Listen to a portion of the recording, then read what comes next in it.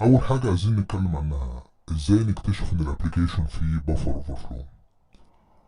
واتفقنا في الفيديو اللي فات ان البفر اوفرفلو هو انك تبعت لبرنامج موجود على جهاز الفيكتيم او التارجت بيانات كتيره جدا من خلال ابليكيشن اكتر من المساحه المخصصه ليه. طبعا البيانات دي بتروح في الميموري لغايه لما تعمل اوفر رايتنج على الميموري، وبالتالي نقدر نستغل النقطه دي. في طرق مختلفة لمعرفة إذا كان برنامج مصاب ببفر اوفرفلو ولا لا. ممكن عن طريق النت، يعني أنت عارف إن الفيكتيم مثلا عنده أكروبات ريدر، عنده أي برنامج، والكلام ده المفروض تكون عرفته من المراحل الأولى وإحنا بنعمل سكاننج.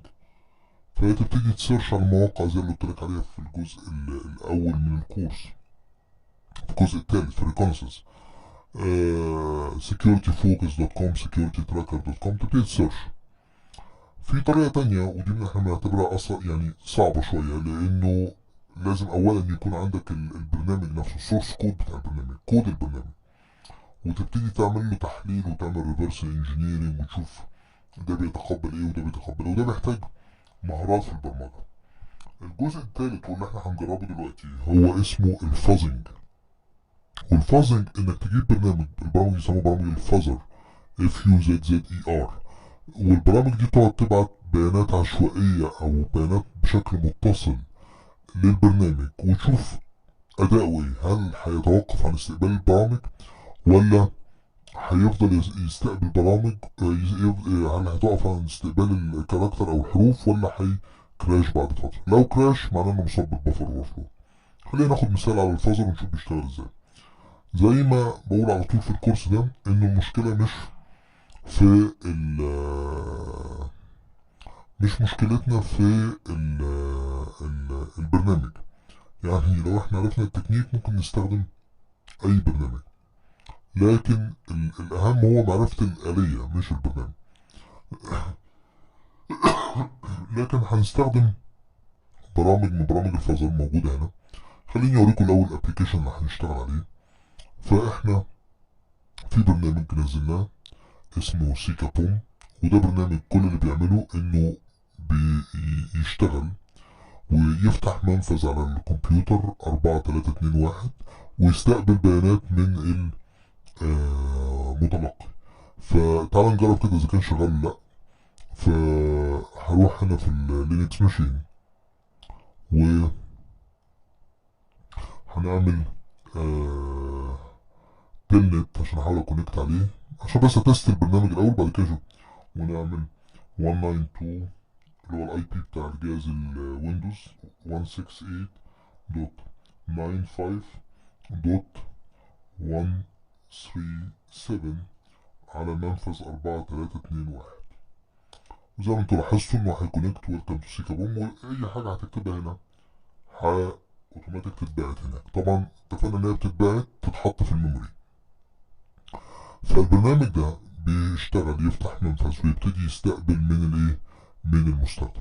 السؤال هو لو ال ال ال البرنامج فضلت ابعت رموز A او B او C، والحاجات دي بتروح في الميموري، والمفروض ان عامل البرنامج ده، طبعا البرنامج ده مصاب ببفر اوفر فلو معمول للتستنج يعني.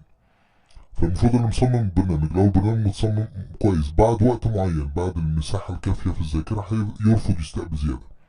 لو مش معمول كويس يفضل يستقبل لغاية لما يكراش. طيب انا بدل ما افضل ان ممكن يكراش بعد 1000 2010، يعني ما اقدرش افضل ابعت عشوائي كده. فبرامج الفازر بتفضل تبعت هي اوتوماتيك لغاية لما تشوف ايه اللي هيحصل في البرنامج. فخلينا نشوف البرنامج بيشتغل ازاي، برنامج الفازر بيشتغل ازاي. فلو رحنا في فتحنا هنا ده ورحنا في جوه البين تيست، مجلد البين تيست، جوه البين تيست جوه فازر FUZZ.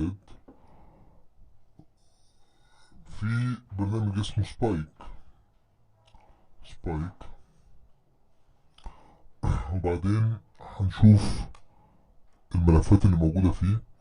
ففي برامج كتيرة في الحقيقة. هنستخدم برنامج بعينه بيبعت ملفات تي سي بي، بيبعت ترافيك تي سي بي. فخلينا نشوف بيبعتوا ازاي. بس قبل ما اعمل اي حاجة، في ملف عندي انت ممكن تسميه زي ما انت عايز، انا سميته ability. الملف ده بتحدد فيه ايه اللي هيتبعت، هل هيتبعت حروف A B 1 2 زي ما انت عايز. فانا هفتح الفايل ده، وزي ما قلت لك تقدر تسميه زي ما انت عايز، لكن لازم ينتهي ب لازم ينتهي بحروف SPK. فمش مشكلة الاسم، لكن لازم يكون بينتهي بالحروف. وفايدة الملف ده انك تحدد ايه اللي هيبعته، ايه اللي الفازر هيبعته. يعني انا في لاين واحد، وطبعا انا يعني الملف ده اوريدي عملته داونلود، يعني مش مرتبط احفظ ولا بتاع. لاين واحد بتعرف فيه فاريبل ايه هو ده اللي هيتبعت. ابعت لي حروف ايه كتير لبرنامج اللي انت هتحدده، برنامج السيكا بوم ده. تقدر تحط بي، تقدر تحط سي، تقدر تحط رقم واحد زي ما انت عايز، بس بتحدد هنا ايه اللي يتباع. طيب بعد ما عملت الملف ده، استخدم بقى الفازر ازاي؟ يبقى اول حاجه اعمل ملف احدد فيه ايه اللي هيتبعت، وبعدين نستخدم الملف ده بالشكل ده. نكتب من جوه الفولدر generic send TCP، يعني انا عايز ابعت ترافيك TCP للكمبيوتر ده 192.168.95.137. وزي ما احنا عارفين مفيش حاجه اسمها ابعت ترافيك الاي بي، لازم احط الاني منفذ. الاي بي هيستقبل من اني منفذ 3 2 1. وبعدين تحدد الملف اللي جواه شيء هيفضل يتبعت كونتينيوسلي، اللي هو الابيلتي دوت اس بي كي، وبعدين 0 0. اوكي. فانا كده قلت له عايز ابعت الكمبيوتر ده من المنفذ ده اللي تلاقيه جوه الملف ده. فخلينا نشوف ايه اللي اتبعت، ونشوف ايه اللي هيحصل. فهدوس كده، فزي ما انتم شايفين فضل يبعت يبعت يبعت لغاية لما حاجة من اتنين بقى. تعالوا نشوف البرنامج. لو البرنامج كراش يبقى مصاب بالبفر اوفلو، لو ما حصلوش كراشنج يبقى توقف عن الاستخدام. فنديله شوية كده، هو بياخد ثواني وهنلاقي ان هو كراش. تمام.